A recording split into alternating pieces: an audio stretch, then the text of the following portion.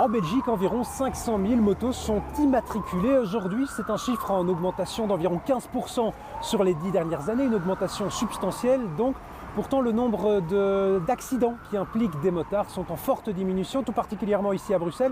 C'est le cas grâce à certaines décisions politiques, évidemment, grâce à des changements technologiques aussi. Il faut dire que dans le tram, on parle souvent des vélos, on parle des voitures aussi, mais on parle assez peu des motos. C'est le printemps, enfin, il pointe doucement le bout de son nez. L'occasion d'en parler en plateau dans une émission avec deux invités.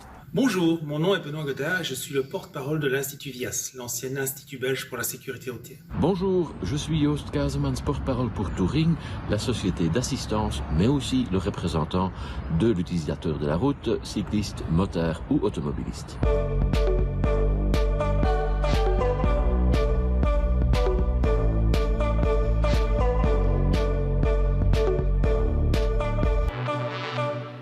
Bonsoir à toutes, bonsoir à tous. Très heureux de vous retrouver. Bienvenue dans le tram. Comment améliorer la sécurité routière pour les motos et comment se déroule l'innovation pour les motos? On va en parler dans quelques secondes.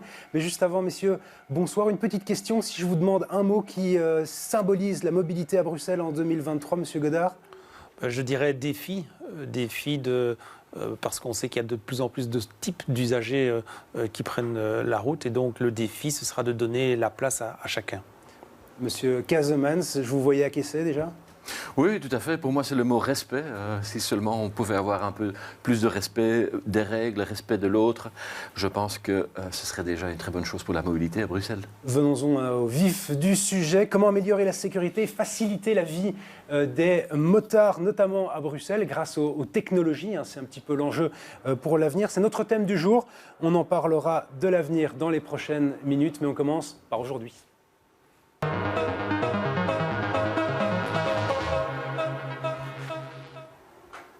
Benoît Godard, les accidents qui mettent en scène des motards sont en diminution. C'est un chiffre qui est exact? Alors au niveau national, on est dans une tendance à la baisse d'environ 15% sur les 10 dernières années, alors que dans le même temps, le nombre de motos immatriculées a augmenté de 20%. Au niveau bruxellois, quand on regarde par rapport à il y a 10 ans, c'est plutôt une tendance à la stagnation. On est toujours environ à 500 accidents corporels par an. Donc, sachant qu'il y a de plus en plus de motards, c'est une tendance qui est résolument positive quand même. Comment ça se fait que cette tendance est à la baisse? On sait qu'il y a quelques années, l'accès au permis est devenu beaucoup plus progressif. Et ça a certainement joué un rôle. Auparavant, un jeune tout jeune, de 18 ans, pouvait acheter une moto de n'importe quel cylindrée et rouler assez rapidement. Aujourd'hui, c'est beaucoup plus progressif, c'est beaucoup plus logique également. Et c'est certainement la mesure qui, selon nous, a un rôle le plus positif dans l'amélioration de la sécurité routière. Quelles sont les causes des accidents qui impliquent des motards? Alors, il y a quelques années, on avait analysé les accidents les plus graves et on avait vu deux grands scénarios. Le premier, c'est un motard qui perd le contrôle de sa moto. Ça peut être dans une situation dangereuse, de type évitement d'un autre obstacle ou un virage. Et le deuxième, c'est un automobiliste qui s'engage et ne voit pas ou voit trop tard un motard dans un carrefour. Et d'ailleurs, on sait qu'à Bruxelles, un accident sur 5, justement, se passe à un carrefour et un carrefour à feu. Donc ça veut dire que là, il y a la responsabilité des uns et des autres qui peut être engagée. Je me tourne vers vous. Est-ce que les motards à Bruxelles sont des motards qui ne sont pas les mêmes profils de motards que les motards en région wallonne ou en région flamande, par exemple? Oui, je pense quand même. Il y a tout d'abord moins de motards. Donc, les motos, ça représente à Bruxelles 6 à 7% du total d'immatriculation de motos. Donc, il n'y a pas énormément de motards. Et à Bruxelles, c'est plutôt un produit, je dirais, d'utilité pour se déplacer. Tandis que pour beaucoup de motards, la moto, c'est le loisir, c'est le week-end. On va faire un tour avec votre copain le dimanche, par exemple. Oui, tout à fait. Donc, c'est quand même un peu différent. Difficile de faire la distinction exacte, puisque juste se baser sur le type de moto n'est pas suffisant pour faire la distinction. Il y a effectivement en plus le côté utilitaire, je veux dire, côté scooter. Mais bon, on peut aussi aller au boulot avec une grosse moto sportive ou une grosse moto de tourisme ou de grand tourisme. Benoît Godard, on dit parfois que l'état des routes, c'est quelque chose qui est problématique pour les motards. Est-ce qu'en termes de sécurité routière, c'est quelque chose qui est avéré ou pas? En tout cas, surtout en Wallonie, pour l'instant, l'état des routes est absolument déplorable. C'est clair que ce n'est pas un atout pour les motards, c'est inconfortable pour le moins. Ça peut être dangereux déplorable également. À ce point-là? Oui, c'est vraiment déplorable. Pour l'instant, au sortir de l'hiver, chaque année, on a un peu l'impression que cette année, c'est encore pire. Pourtant, les gelées n'ont pas été si intenses que ça. Donc, c'est certainement inconfortable. Maintenant, heureusement, on ne voit pas que c'est une cause majeure des accidents. Il peut y avoir des accidents, mais dans la grande majorité des cas, c'est le comportement des uns et des autres, d'ailleurs pas nécessairement du motard, qui est responsable de l'accident et pas nécessairement l'état de la chaussée. Bruxelles est une ville, est-ce qu'on peut dire que l'état des routes est meilleur qu'en Wallonie, je suppose ? L'état des routes peut être meilleur à Bruxelles. Bon, le territoire est plus restreint aussi qu'en Wallonie. La météo n'est pas la même non plus. Maintenant, il y a aussi beaucoup de routes à pavés dans Bruxelles qui ne sont pas nécessairement très agréables à y rouler, que ce soit à moto d'ailleurs ou à deux roues en général. Et donc, ce n'est pas nécessairement plus confortable. Pour de nombreux conducteurs, le permis B, le permis voiture, suffit pour rouler des petites motos, des scooters par exemple. C'est quelque chose qui est problématique pour la sécurité routière globalement? Oui, parce qu'on avait vu dans une étude que nous avons faite récemment qu'il y a quand même pas mal de motards qui roulent aujourd'hui et qui n'ont pas vraiment passé de permis moto. Donc ils roulent parce que soit ils ont eu leur permis B avant 89, et donc là ils peuvent conduire une moto de n'importe quelle cylindrée, soit ils roulent avec une moto de plus petite cylindrée, mais n'ont pas passé, ont juste passé une petite formation, mais n'ont pas vraiment passé de permis.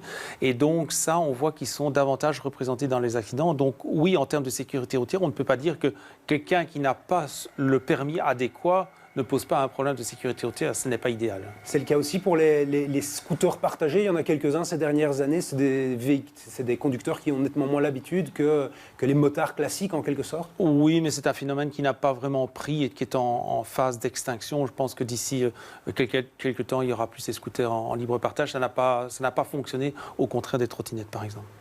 Ça, c'est pour maintenant. Quid de l'avenir? Eh bien, on regarde une petite vidéo. On se retrouve juste après. Chaque semaine, dans le tram, on parle du présent et de l'avenir de la mobilité. On sait que, par exemple, l'avenir de la voiture, c'est la voiture autonome, une voiture bourrée de technologie. Est-ce que c'est le cas aussi pour la moto, une moto autonome? Est-ce que c'est envisageable? Quelle sera la moto de l'avenir? Eh bien, on en parle dans les prochaines secondes.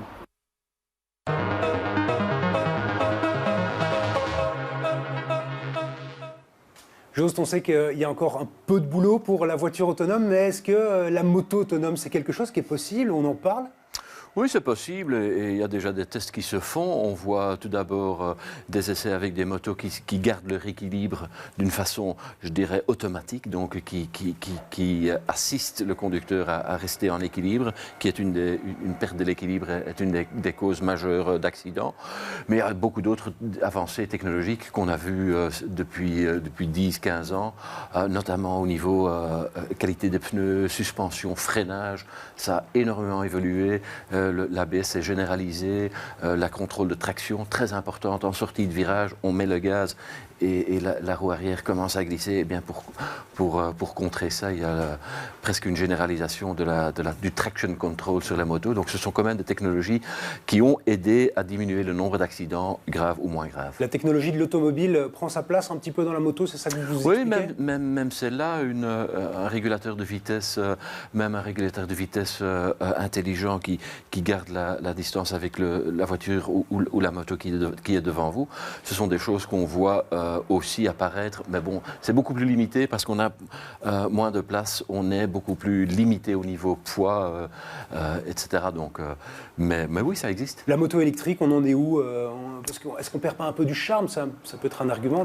Est-ce qu'on perd pas un peu du charme quand on va se promener sur une route sinueuse en Wallonie ou en Allemagne, par exemple? On perd pas un peu de charme? On ne perd pas le charme au niveau performance et au niveau agilité de ces machines. C'est formidable ce qu'ils savent faire. Ouais. Et en plus, la conduite électrique, elle est très souple, elle est sans effort. Mais bon, il y a les nostalgiques du bruit, ça c'est clair. Et puis, il y a une limitation au niveau poids. Ce sont quand même souvent des motos qui pèsent assez lourd. Il y a une limitation au niveau autonomie. Et puis, recharger rapidement, c'est pas toujours facile. Comme je viens de dire, il y a quand même pas mal de motards qui partent pour toute une journée et qui veulent pouvoir faire 200, 300, 400 km sur une journée. Quel prix pour ces motos électriques? Une moto électrique, c'est plus cher qu'une moto traditionnelle. Une moto traditionnelle, 6, 7, 8 000 euros pour déjà une petite moto motos assez chouettes, jusqu'à 30 000 euros. Pour les motos électriques, on parle plutôt 15 000, 20 000, 30 000 euros facilement pour une vraie grosse moto électrique avec une autonomie respectable. Benoît Godard, la technologie, c'est salvateur pour diminuer le nombre d'accidents pour les motos. Il y a des perspectives à ce niveau-là? Oui, bien sûr, hein, c'est comme la voiture. On connaît tous ces systèmes anti-patinage, ABS, etc. Les technologies ne doivent pas être les mêmes. Par exemple, le système anti-cabrage pour une moto, mais la moto ne peut pas s'arrêter en 1 mètre. Sinon, évidemment, le motard va passer au-dessus, tandis qu'en voiture, évidemment, le but, c'est de faire arrêter la voiture le plus vite possible. Donc, les technologies ne sont pas vraiment les mêmes, mais en tout cas, oui, ça aide clairement pour éviter les accidents. Hein. Reparlons Bruxelles, zone 30 depuis quelques années. Zone 30 et moto, est-ce que ça fait bon ménage ou pas, finalement? Je vous poserai aussi la question après, Jos. Mais pourquoi pas? C'est pas parce que les motos peuvent aller beaucoup plus vite qu'ils ne peuvent pas respecter le 30 km/h. Alors ça peut paraître inconfortable entre la première et la deuxième, mais il est tout à fait possible de respecter le 30 km/h même en moto. En tout cas, c'est un oui d'un point de vue sécurité routière. Le 30 km/h, c'est pour tout le monde. On ne veut pas dire 30 km/h pour les voitures et 50 km/h pour les motos, ça n'a pas de sens. Jos, pour vous, 30 km/h à moto, qu'est-ce que vous pensez chez Touring? Si déjà on pouvait faire du 30 km/h à Bruxelles à tout moment de la journée, ce serait déjà une bonne chose. Non, bon, je pense que la tendance est là pour avoir des quartiers apaisés, pour avoir une vitesse dans les zones du centre, des vitesses moins élevées. Donc la zone 30, on accepte, on sait que ça a son succès. Donc, et comme M. Godard vient de dire, pas uniquement pour les automobilistes, mais aussi pour les cyclistes et les motards. Dernier petit dossier quand on parle de moto, le fameux contrôle technique qui est obligatoire depuis quelques temps. C'est quelque chose, il y a pas mal de cartons rouges finalement pour les motards qui ne souhaitaient pas s'y plier. C'est une bonne chose alors finalement le contrôle technique pour les motos? Disons que c'est un système. Bon, d'abord, c'est un sujet très épineux. On marche sur il faut faire attention à ce qu'on dit. Deuxièmement, c'est un système qui a été imposé par la Commission européenne. C'est pas la Belgique qui toute seule a décidé ça. Troisièmement, ce qu'on peut dire, c'est que probablement le système fait maintenant ces maladies de jeunesse. Maintenant, on constate quand même des cas, notamment en Wallonie, où par exemple, on a constaté que la fourche n'était pas reliée à la roue, et donc le contrôle technique a probablement sauvé la vie de ce motard. Donc ça a quand même une utilité, certainement, quand vous achetez une moto en deuxième main. Un dossier épineux qui vaudra toute une émission. On promet de revenir avec ce thème. Merci à vous, messieurs. Merci aussi à vous de nous avoir suivis, de nous avoir écoutés, comme d'habitude, comme chaque semaine. Et on sera d'ailleurs là, évidemment, la semaine prochaine. Même heure, même tram. Excellente soirée, excellent week-end.